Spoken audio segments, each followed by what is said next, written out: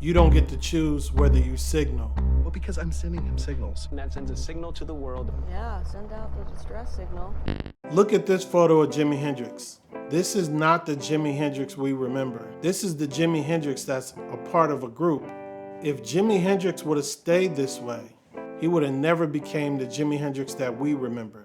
There's a clear difference in the signals. One is signaling, I'm just one of the guys. The other one is a whole different signal. The other one is a rock star. Consider yourself a dropout from society? Not necessarily, no. Because we're making our own society, if you give us a chance. They might, oh, I shouldn't say that. No, I'm not that dropout, man. I'm still living and breathing just like you. We just look a little different, that's all. We just have different ways of expressing ourselves, which should be the free point of view anyway, you know. Soon as someone hears you, sees you, and encounters your work, you've already told them what to expect from you. The few rappers I do know, a lot of these guys who may not be the most positive guys, they are very serious about the business of entertainment in a way that a lot of the goody guys are not. Understand that no matter what message you have, you better be captivating your audience first, or nobody's going to listen, or nobody's going to listen, or nobody's going to listen, or nobody's going to listen. The only question is, are you in control of the signal or not? And that matters because people don't experience your art before they judge if it's worth their attention. They judge the signal first. A lot of times when I talk to artists about signaling, the first thing they think is like it's marketing or branding or something like that. That's not the right frame to receive that information in. When you pick a photograph, a title, a cover, a thumbnail, an outfit, whatever's in the frame behind you is communicating. You can't opt out of the signal. You're still gonna signal no matter what you do. You're just not gonna have control over the signal. Attention is a moral act, as I say, and attention changes the world. If you attend to it in a certain way, you see certain things. If you attend in another way, you see quite different things, and therefore attention helps, our consciousness helps to bring into existence the experiential world, which is the only world that we can ever know. A lot of times I ask musicians, why would a person click play to listen to your music? And they'll always talk about the music. The music is really good, but that's not the answer to the question. They can't hear the song, because you have to click play first to hear the song. So that means they're using other information to judge your music. They can't evaluate a project they never heard or they never seen. So what they evaluate is proxies. Anything in the proximity of whatever you created. It could be a thumbnail. It could be you in the way you dress. It could be whatever's in the frame behind you when you shoot content. It could be anything. What does the images look like? What does the artwork look like? What platform is it on? All these things are signals. When you scroll through Instagram and you see channels where there's a bunch of books behind the person, that's a signal. You're gonna make an assumption based on that before you even press on the video. Maybe you're gonna think this is something I'm gonna learn from. I know because I see all the books. It's almost subconscious. There is intrigue, or you pass by it because you're looking for something funny, and there's nothing funny about a person with books behind them. This is how the brain thinks when you scroll, even if it's not all the way conscious to you. Don't expect me to be linear, by the way, because see, the human mind doesn't work linearly, it works associatively. See, the human mind doesn't work linearly, it works associatively. And for me to impose linearity on my mind does violence to it. And I really realize that what we're here for is to hang out. And I'll be what I am. And Gandhi said, my life is my message. Almost every video, I have someone put something in the comments to let me know that they pay attention to the things that are in the same frame. as my videos. She gave the video a chance because of the Wu-Tang sign. It allowed her to have certain assumptions about the video. Look what Nike and Nigel Sylvester put together. This is a signal. Instead of spending the money on a commercial, on something digital, they took a physical car and they did this on a New York street. That's a signal.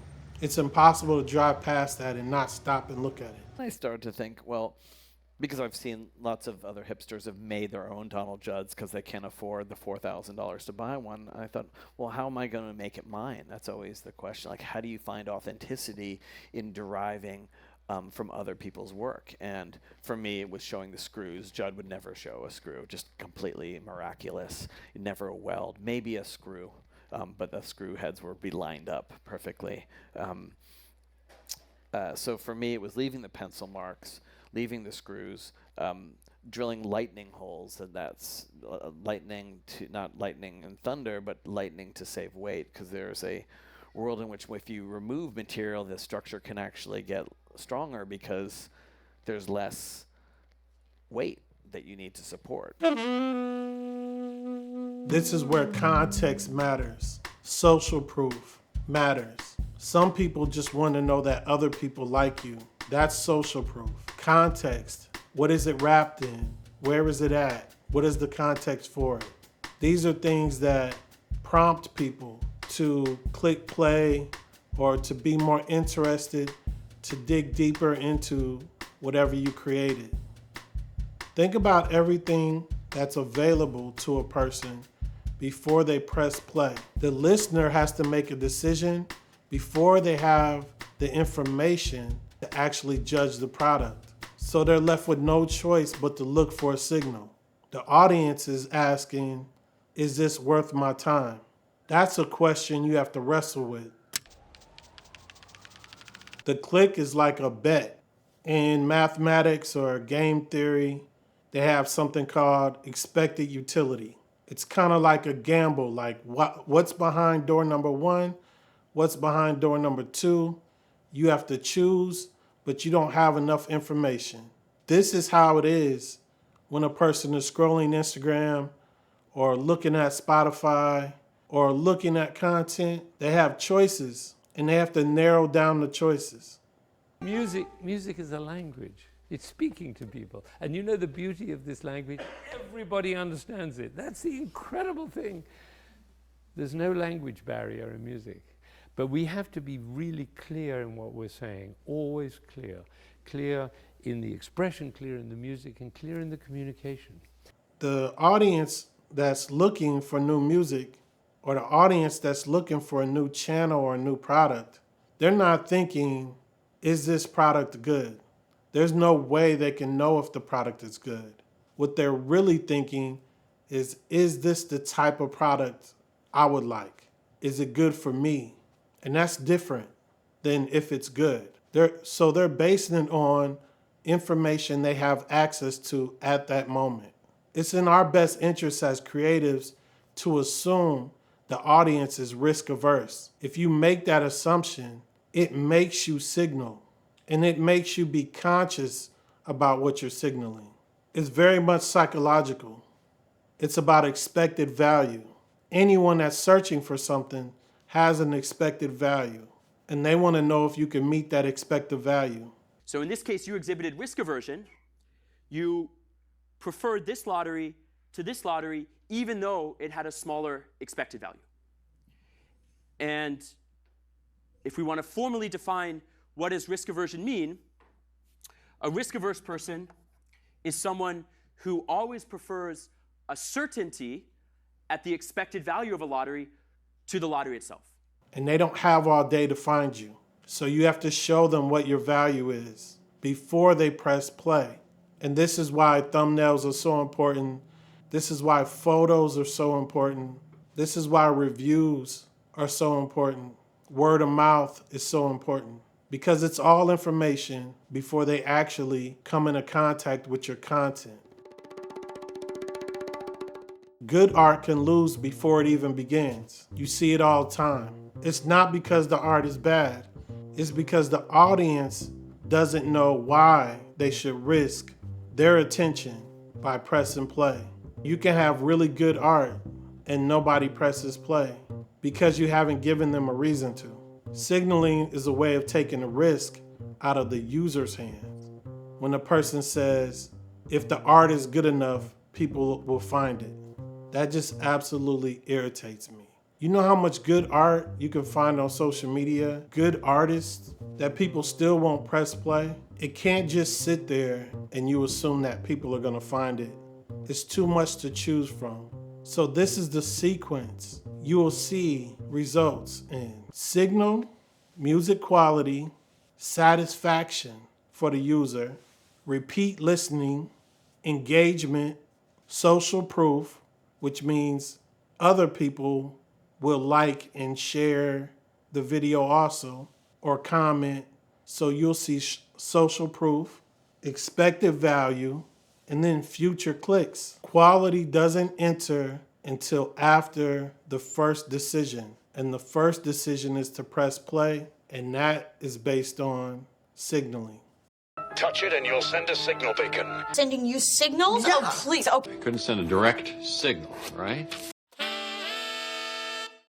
Some people say they don't want to signal or they refuse to signal. They'll use language like, I don't want to market myself. I just want the work to speak for me. I don't care about image. The problem with thinking that way is that you can refuse to market yourself, but you can't refuse to communicate. You're still going to signal no matter what you do. You're just not going to have control over the signal. People talk about J. Cole and how he dresses. He wears basketball shorts on stage. That's a signal. That's deliberate. He rides a bike through the city. He doesn't wear stereotypical gold chains that other rappers wear. That is all deliberate, and it's a signal. That's the signal he chose to put out to the world. So the interaction he gets is partly based on that signal. It's really like a middle finger to the stereotypical rap industry. When you send the correct signal, a lot of times authenticity is assumed. In movies, they'll do research and they'll have consultants in the movie that'll tell them like how to talk, what to wear, how a person thinks or a certain character should think. Just listen to Denzel on this one. The original script was more like of Training Day. It was more like Lethal Weapon. The character was Tony wore plaid shirts and had a lot of empty beer cans in the trunk. But when Antoine got involved, he brought the whole gangster element to it, and working with the real Crips and Bloods, and we worked with some cops who were gangsters. and they made me understand that you have to be a gangster to deal with gangsters. You know, so I would just pick things from some of the things the cops told me. You know, I said, well, how do you stay alive in this element? He said, informants. I said, what do you mean? He said, they never knew who was telling on each other. So that's the line I used that the cop told me, Paul told me. Yeah. I walked through a group of gangsters, I said, you better call me. Right. And I kept going. Now they're all looking at it. What do you mean call him? You know, like, you know him? Now you set that doubt. And then a guy named Bone, who was the head of the Athens Park Bloods, you know, he gave me a lot of ideas. He's like, oh, you talking about shoe program? I said, the shoe program? I'm thinking shoe. He said, no, special housing unit. We're at 23-hour lockdown. And another scene that I give Ethan Hawke the PCP, and I'm like, well, what else y'all call it? They said, oh, butt naked. I said, you call it butt naked? He said, yeah, because that's what you do when you smoke. Right. You get butt naked. Yeah. So I started I would throw in butt naked. Oh, you're going to get wet. They call it getting wet, butt naked. You know, and that's, dude, like I said in the other speech, shoe program, 23-hour lockdown. And just kept building it like that. Your identity will speak without you. Some artists have become so legible that you know what world they're in before they say anything. You recognize their world. People often compare Chris Brown and Michael Jackson. Chris Brown is just as talented as Michael Jackson. But where they separate is signaling. Michael Jackson, he's on another level when it comes to signaling. This is the easy test. If you told a kid to dress as Michael Jackson for Halloween, that would be a very easy task, even for a kid in this time period, after Michael Jackson is already gone. But if you ask a kid to dress like Chris Brown, that kid wouldn't even know where to start. There's just a difference. My mother named me Lawrence Parker. That's my name. Lawrence Parker. I did away with that. I said, nah, that's not my name no more. My name is Knowledge Reigns Supreme over nearly everyone. That's my new name. Now, when I started calling myself this, I created a reality around what I called myself. Y'all better hear this. There's no school for this. I didn't go somewhere and somebody said, you're now this, you're not. No, I changed my perception of myself. Sometimes you're signaling to yourself. When you rename yourself, it's a signal. It gives you something you have to live up to. It's not just external. Can signaling be bad? Well, of course, too much of anything can be bad. If your signal is super strong and your work is super weak, then you'll forever be trapped in the signal. You also see this by some artists. They go on throughout their career and they're stuck in the same outfit, the same makeup, the same theme for their entire career. The amazing thing is, even using the Michael Jackson example, his look changed throughout his career. Your signal can change as long as your work is just as good as the signal. There's so much new music. There's so many artists. There's so much content. The environment is just different. You have to signal. You have to cut through the noise. You have to be more of an extreme version of who you are. This is the motto. First you signal, then you get clicks, then you get listeners, then you get engagement, then you get social proof. Because those things have accumulated, you have a stronger signal, then you get more clicks. And that's the feedback loop. That's called a reinforcing loop. This is why two artists that are even talent-wise can end up with two totally different careers. It works like compound interest.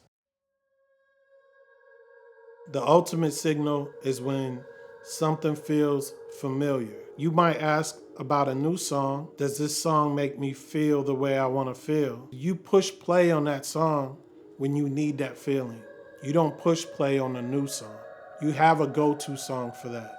You have a go-to workout song, or a go-to song when you want to be amped up, or a go-to song when you want to chill out. That's nostalgia, something you're already familiar with. Nostalgia, it reduces uncertainty. In humans, it's ingrained in us. We don't like uncertainty. A new artist doesn't have a history, and because a new artist doesn't have a history, there's no nostalgia attached. This is why samples are so powerful in hip hop, because they feel nostalgic, even if it's a new artist. There's a piece of the old world that they brought along with them.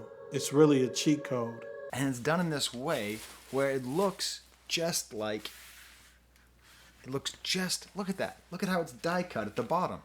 Now, you want to know how accurate this is? Would you like to know? Alchemist, Boldy, you missed a detail. You added this little Nintendo there instead of Nintendo. But it's okay, I understand why you did it. And then I got the silver vinyl because that looks more like, you see? You see how it's got that ribbing there on the side? It looks more like it. I mean, the level of detail goes even deeper than that, and I didn't understand that until right now, because when they sold this, oh, I guess I'll listen to this album while I'm eating lunch.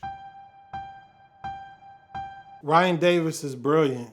He's one of the best comedians, but he's not really good at signaling. He kind of has the attitude like, take me as I am. So when you look at him, you don't really know if he's funny or not.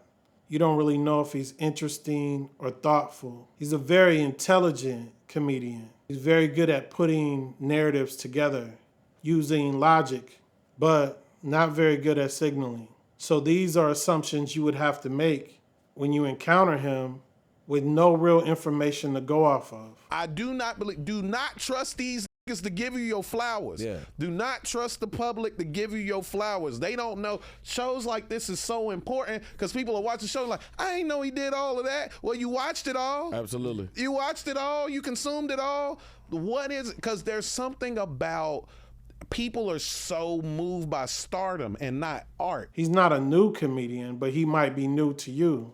So he relies on word of mouth. He's not from a big market. Or if he is, he doesn't use his market to his advantage. You don't know where he's from. He doesn't have a distinguishable look.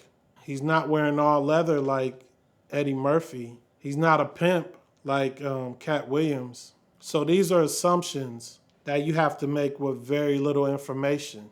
Although he speaks against nostalgia, I go, who killing it right now? They can name somebody dead. And people hold on to nostalgia so much. he has to understand why people love nostalgia. It's something they're familiar with. And he has to work to make people more familiar with him. Like, where you from? What you about? What do I imagine in your world? He hasn't built a world. Most of his fans is based on his skill and how he sees situations. He talks about situations in a very intelligent way, but he definitely hasn't separated himself in terms of his identity because he doesn't signal. Similar to him would be someone like Godfrey. Do you pause more than most people? Not really.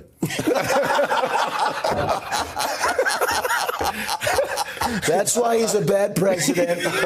Fill in the blanks, Obama. Fill in your blanks. Who also had a problem signaling early on. The thing about Godfrey is his point of view is so singular and so strong. He talks about race, and he talks about it in a funny way, but also in an intelligent way. You know his world. You know what side he leans to. He talks about politics, he talks about race, and that became his signal. You don't need to look popular. That's not the signal. Fake it till you make it is not the signal. Pretending to be successful, trying to manufacture social proof, not the signal. What you need to focus on is making the identity of your art tangible. That's the signal. Kyrie Irving did it. He has signature shoes that are inspired by his Native American roots. Kyrie Irving had a chance to connect with his roots.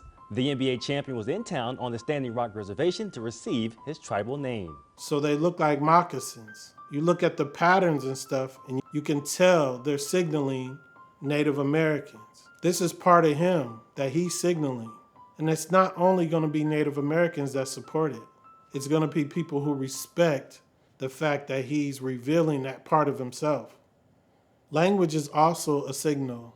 Some people use that to their advantage. People don't understand. I'm translating like real compa, real Haitian shit. Yeah. And making it English too. 100%. I'm cheating like a yo, word. Which has never been done in hip hop. Yeah, so it's Give me like credit for that. Never been done in hip hop. Oh, appreciate that. Appreciate Never been that. done in hip hop. So it's like I'm coming with a steez like Le Wa Coupe Cloué, you feel me? Or some weird shit. Can't believe I'm telling niggas my secret type. What are you signaling? What does your work communicate before anybody presses play? What does your outfit say? What does your photography say? What does your website say? What does your silence say? What are you signaling that you didn't mean to signal? Look at these videos. I have 3 videos. They all have something in common. What is it that they have in common? Look at their feet. That posture is a West Coast posture. It tells me something, even if the video is on silent. If I see a photo with your feet out that way, subconsciously, it tells me that you could be from the West Coast.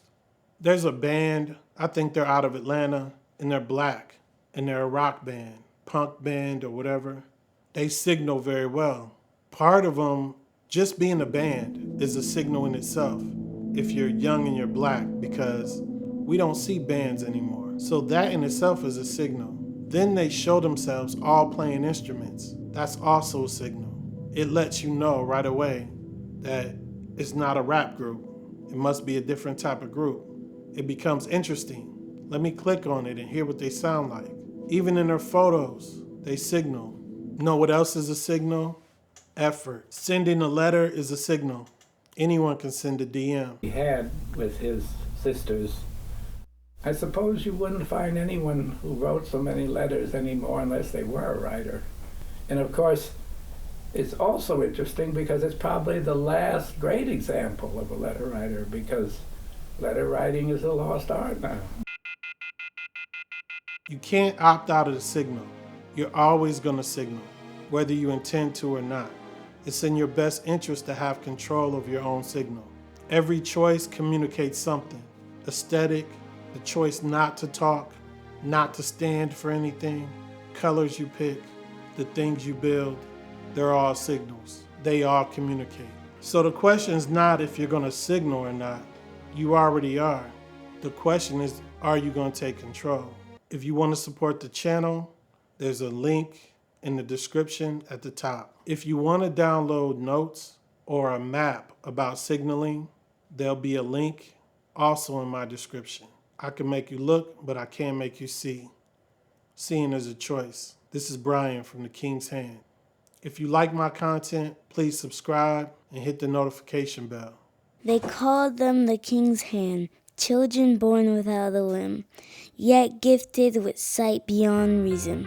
The king sought to bind them to his wars, to bleed their wisdom for his own throne. The appointed hand of the king.